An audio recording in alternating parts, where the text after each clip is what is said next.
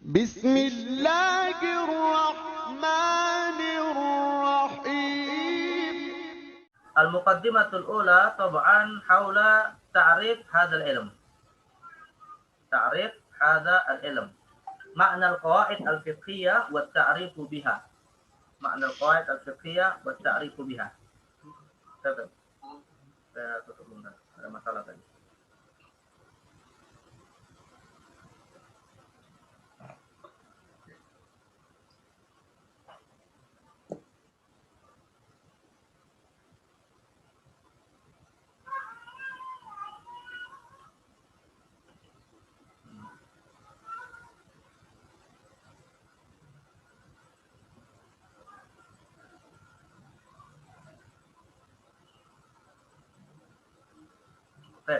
معنى القواعد الفقهية والتعريف بها.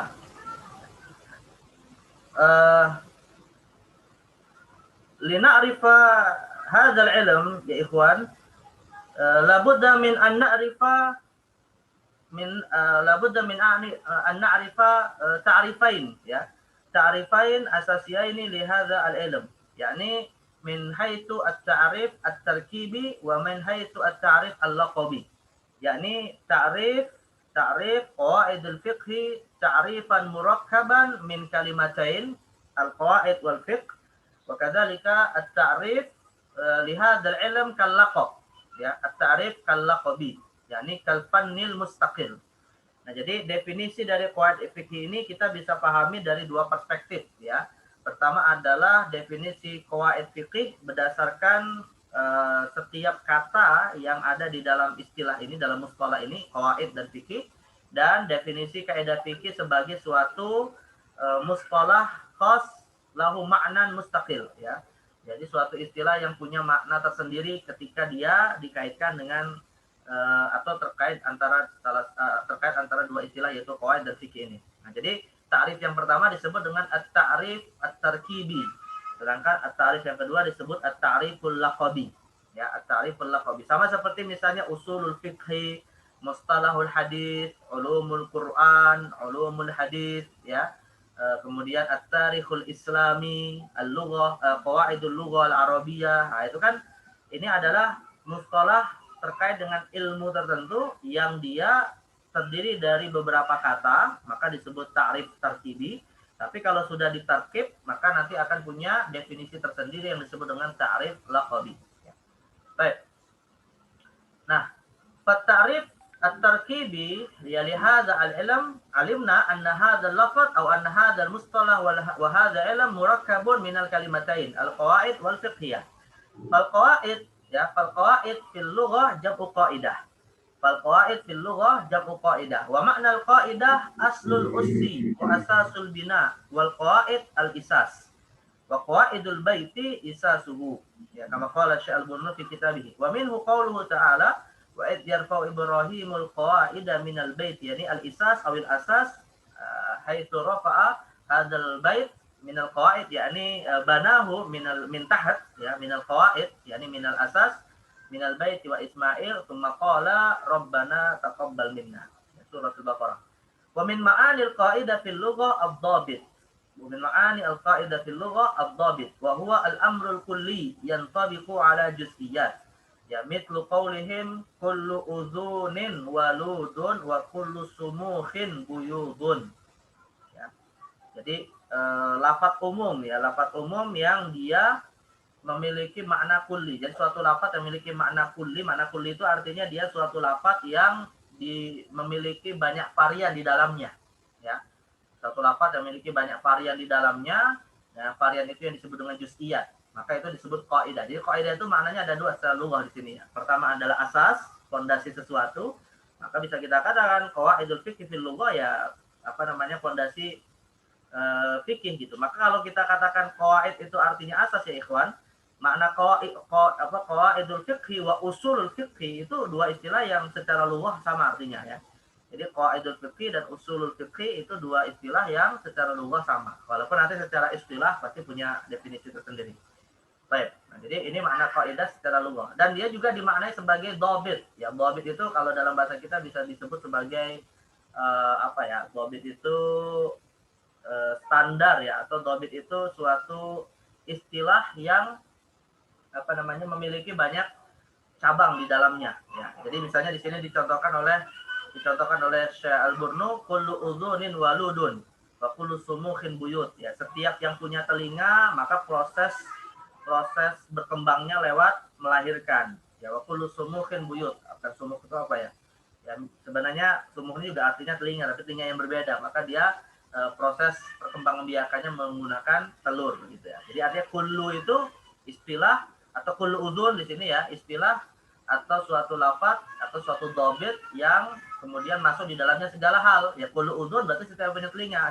Siapa saja yang punya telinga, manusia, hewan ya, dan hewan-hewan tertentu yang punya telinga. Nah maka itu masuk di dalamnya kaidah kullu udhun tadi. Nah jadi intinya qaidah fil lughah ma'nahu al-asas wa aslu syai' wa kadzalika ma'nahu fil lughah ad-dhabit ya. Baik, amma fil istilah wa amma ma'na al-qaidah fil istilah al-fiqhi faqad ikhtalafa al-fuqaha fi ta'rifiha bina'an ala ikhtilafihim fi mafhumiha. Hal hiya qadiyah kulliyah am qadiyah aghlabiyah.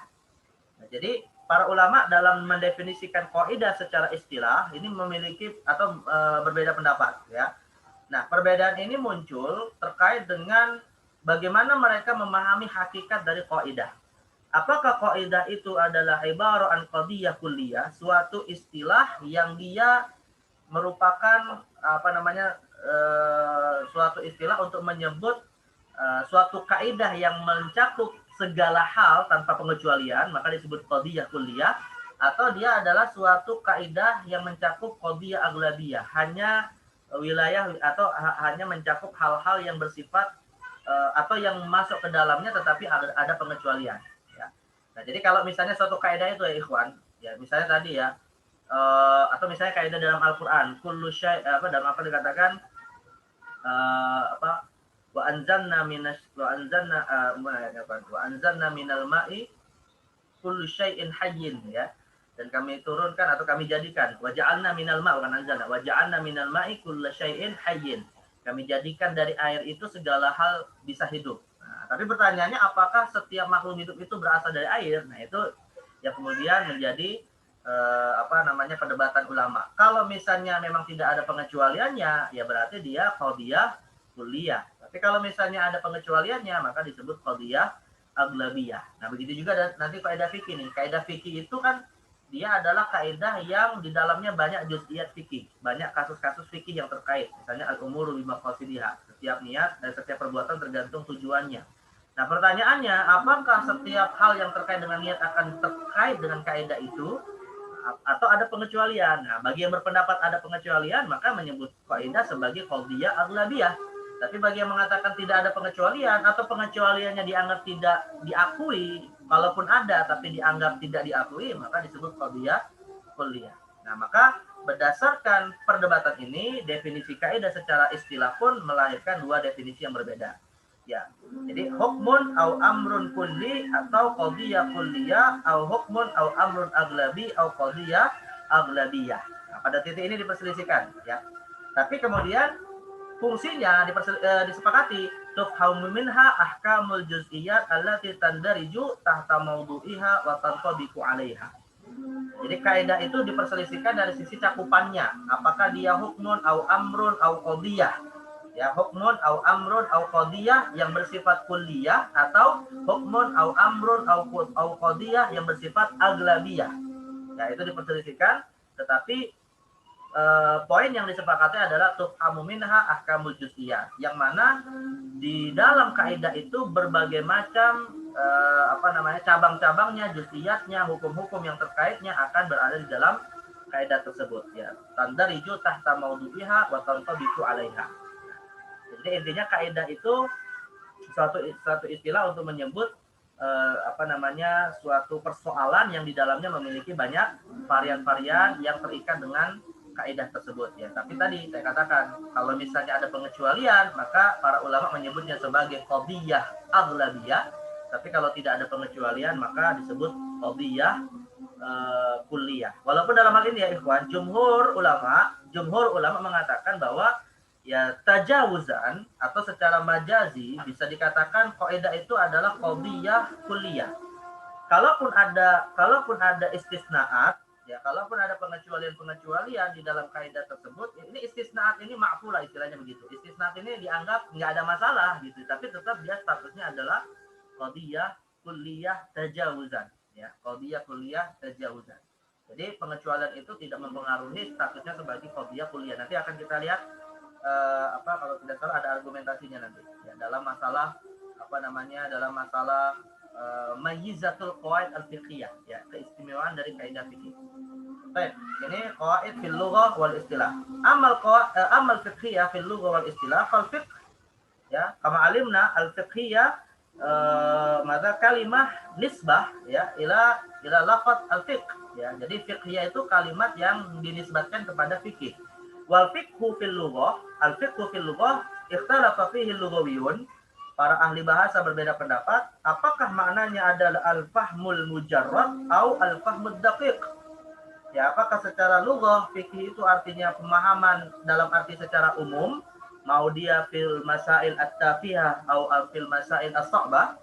Ya, apakah dalam persoalan yang mudah ataupun rumit maka disebut dengan kata fikih, atau dia sebenarnya secara khusus hanya dalam persoalan-persoalan yang dikategorikan al-masail al-ghamidha as-sa'bah, ya dalam persoalan yang rumit. Nah, maka kalau misalnya dikatakan bahwa fikih itu juga berlaku dalam persoalan yang ringan ya ataupun yang sulit artinya mutlak, maka bolehlah kita katakan misalnya faqih tu annal laila mudlimun misalnya. Jadi aku mengetahui atau aku memahami bahwa malam itu gelap misalnya. Nah, itu boleh saja menggunakan kata faqihah, ya. Tapi kalau yang mengatakan bahwa yang namanya fikih itu sifatnya adalah hal-hal yang bersifat sulit, ya daqiq, yang bersifat rumit, maka dalam hal ini nggak boleh mengatakan faqih tu anna laila mudlim, tapi harus mengatakan fahim tu saja. Tapi faqih itu dalam persoalan yang rumit. Nah, ini khilaf bainal lughawiyyin, ya. Al-khilafu bainal lughawiyyin fi haqiqati kalimat fiqh. Dan amma fil istilah fal muradu bil fiqh huna huwa al ilmu bil ahkam asy-syar'iyyah al-'amaliyyah al-muqtasam min adillati at-tafsiliyah. Ya, hadha ta'rif huwa at-ta'rif alladhi 'arrafahu al-Imam Badruddin Az-Zarkashi fi kitabih Al-Bahr al-Muhit fi usul al-fiqh. Wa hadha ya ikhwan ta'rif usuli wa laysa ta'rif fiqhi.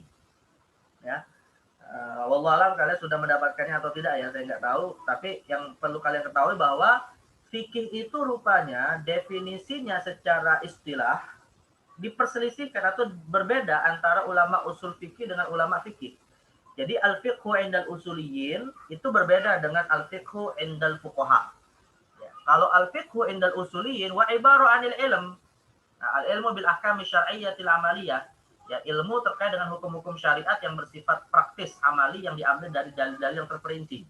Artinya ya ikhwan, ishtaratal usuliyun ya fil faqih an yakuna mujtahidan, aliman bituruk istinbatil ahkam.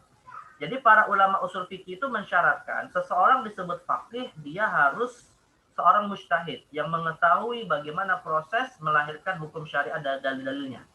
Ya. Karena itu adalah pekerjaan mujtahid, dan usuliyun mensyaratkan harus dia mujtahid. Tapi kalau fuqaha ya, itu tidak mensyaratkan.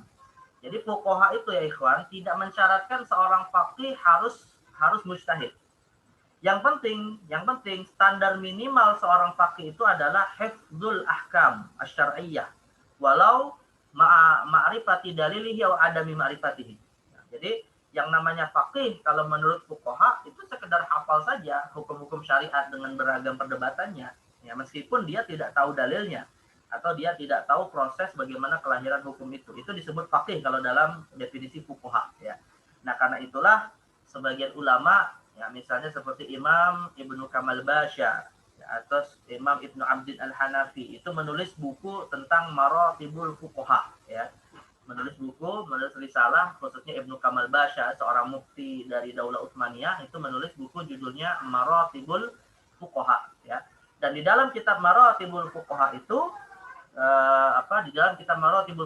Ibnu Kamal Basya membagi fuqaha menjadi 7 maratib. Jadi beliau membagi ahli fikih itu menjadi 7 tingkatan. tingkatan pertama sampai tingkatan keempat dikategorikan mujtahid. Nah, nanti ada mujtahid fil syara', ada mujtahid fil madhab, ya, ada mujtahid takhrij, ya, ada mujtahid tarjih. Nah, itu ada 4 mujtahid dalam dalam tabaqatul fuqaha yang pertama. Nah, sedangkan tabaqah yang kelima sampai ketujuh itu beliau sebut dengan al-fuqaha al-muqallidun. Ahli fikih yang dikategorikan muqallid, gitu ya.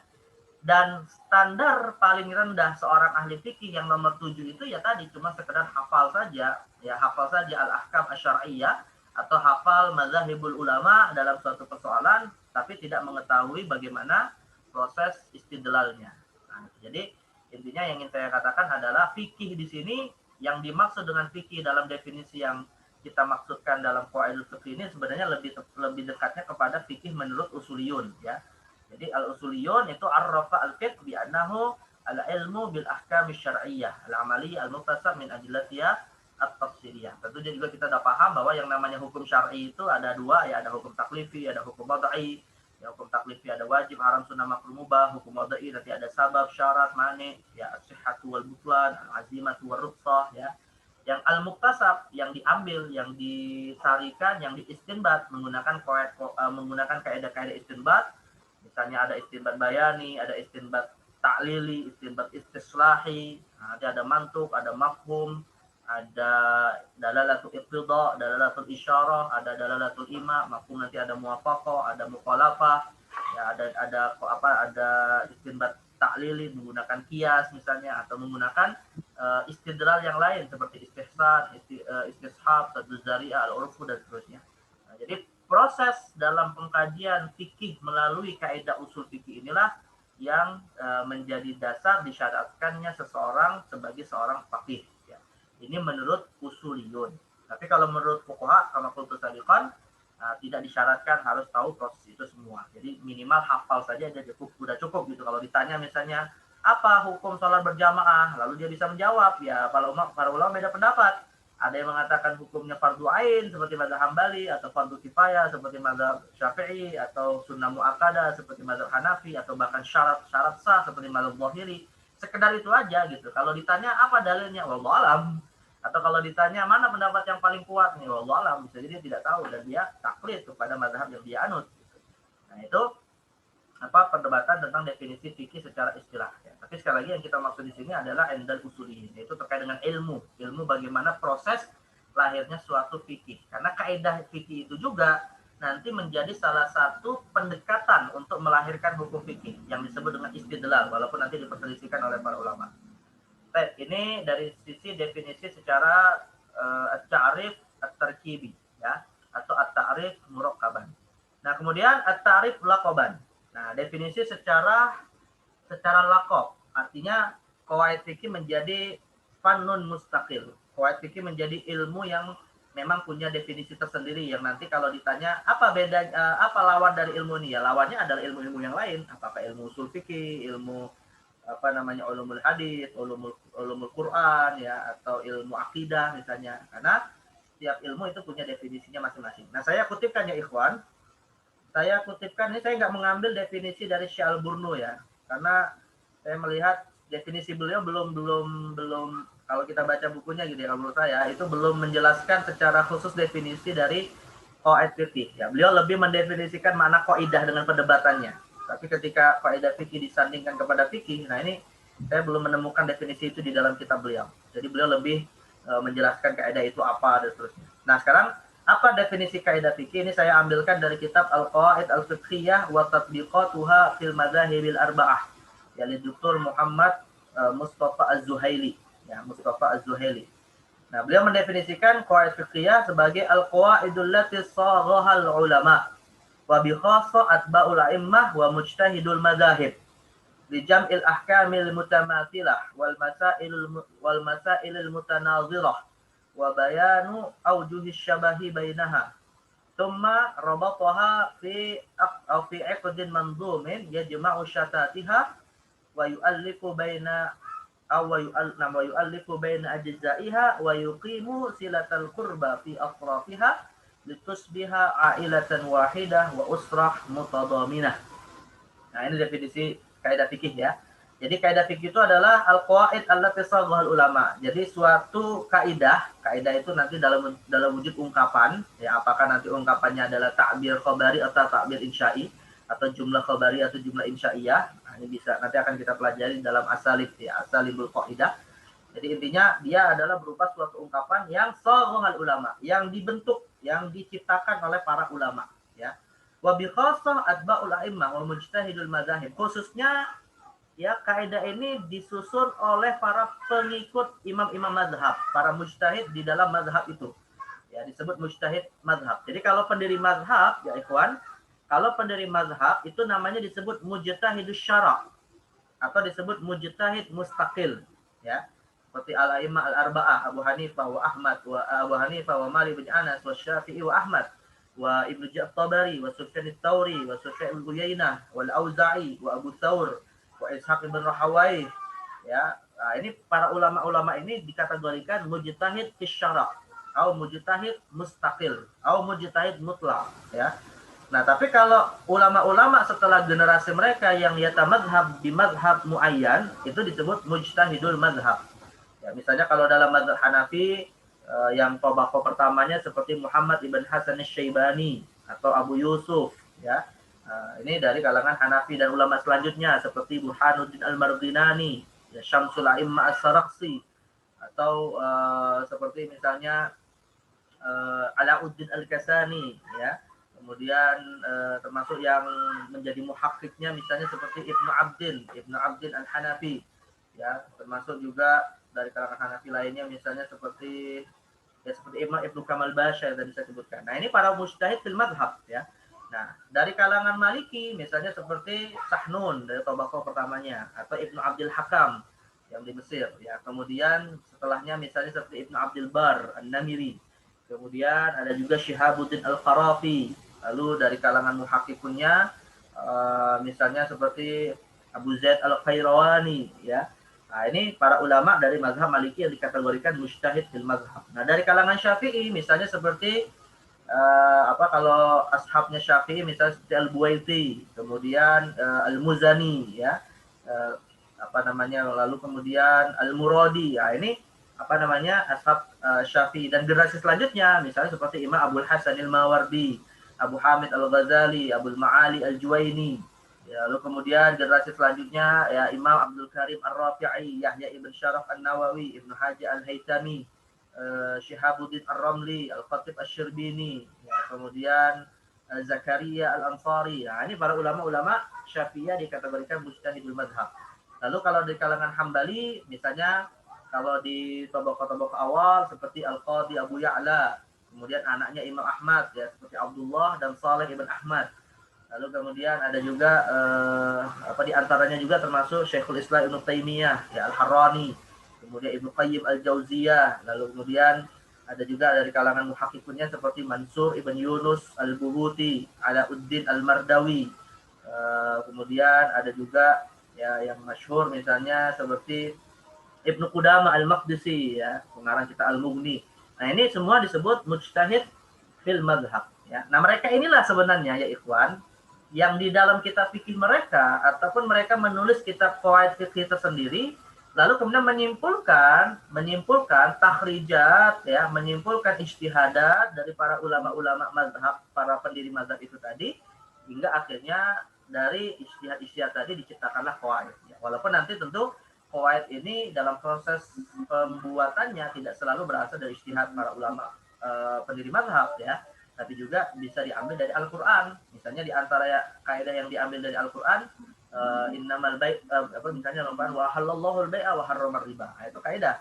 Atau diambil dari hadis, la dharara wa la dhirar. Nah, jadi tidak mesti dari ijtihad. Nah, nanti juga ada dari Al-Qur'an atau dari hadis Nabi sallallahu alaihi wasallam. Tapi intinya yang mengkonsep, yang menyusun kaidah fikih ini adalah ya khassah atba'ul a'immah wa mujtahidul madzahib. Nah, bagaimana mereka mengumpulkannya atau apa tujuannya? Lijamil ahkamil mutamathilah, ya, untuk menggabungkan berbagai macam hukum yang memiliki kemiripan.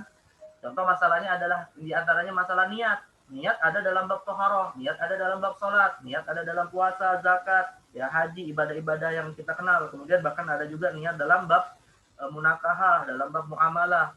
Nah, maka persoalan niat yang tersebar dalam berbagai macam bab fikih ini dikumpulkan dalam satu kaidah yang akhirnya kita kenal kaidah al-umuru bi maqasidnya.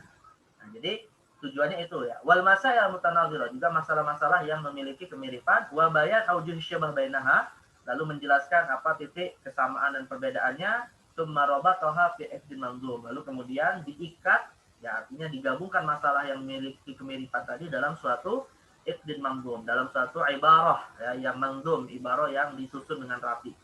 Ya jema'u syatatiha, ya dengan itu digabungkanlah berbagai masalah yang berbeda tadi dalam satu kaidah, wa yu'allifu baina ajzaiha, juga menggabungkan cabang-cabangnya, wa yuqimu silatal qurban. Nah, di sini dikasih semacam perumpamaan lah ya, seperti seseorang yang menghubungkan antara kekerabatan ya, atau perbesanan lah istilahnya gitu, litus biha ailah wahidah wa usrah mutadhaminah, hingga seakan menjadi satu keluarga yang menyatu. Nah, jadi inilah kaidah fikih ya, definisi qawaid fikih indah Dr. Muhammad Mustafa Zuhaili, bisa kita jadikan sebagai definisi untuk memahami qawaid fikih itu apa. Baik.